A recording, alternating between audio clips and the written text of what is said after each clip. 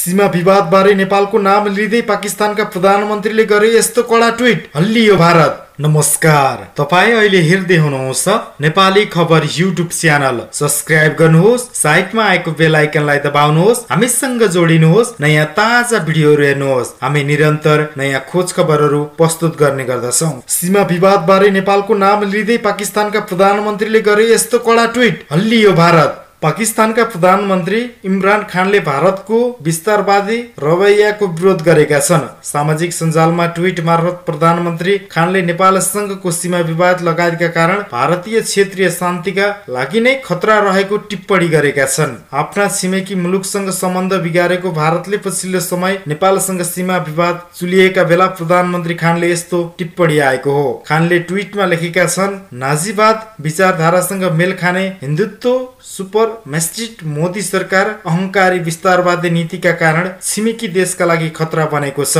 बंगलादेशका लागि नागरिकता संशोधन ऐन नेपाल चीनसँग सीमा विवाद गरिरहेको छ। पाकिस्तान विरुद्ध झुटो झण्डा अपरेसन चलाएर समस्या सिर्जना गर्दैछ।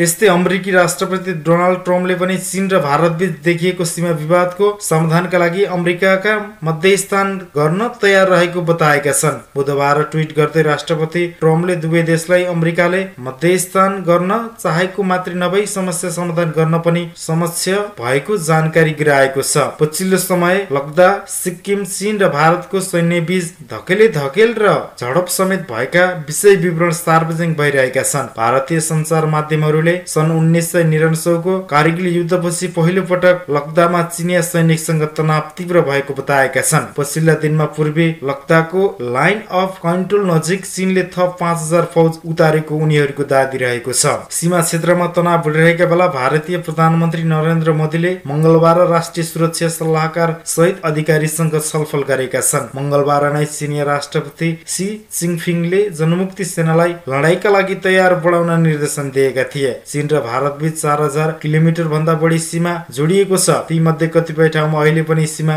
यकिन भएको छैन।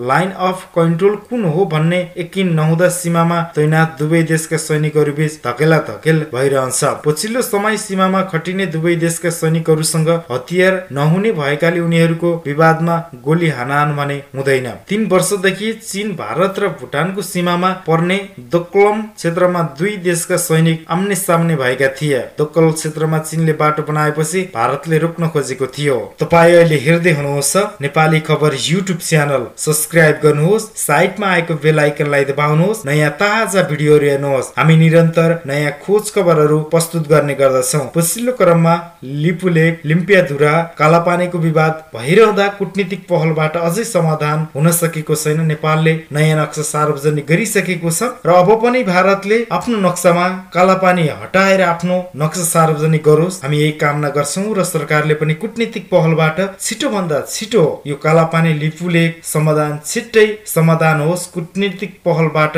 छिटोभन्दा छिटो भारतसँग वार्ता गरोस्, यो पनि हामी कामना गर्न चाहन्छौँ। तपाईँ अहिले हेर्दै हुनुहुन्छ नेपाली खबर युट्युब च्यानल। सब्स्क्राइब गर्नु भएको छैन भने सब्स्क्राइब गर्नुहोला, साइडमा आएको बेल आइकनलाई दबाउनुहोला नयाँ ताजा भिडियो हेर्नको लागि। हर पल हर क्षण नेपाली खबर युट्युब च्यानल सदैव तपाईँको लागि।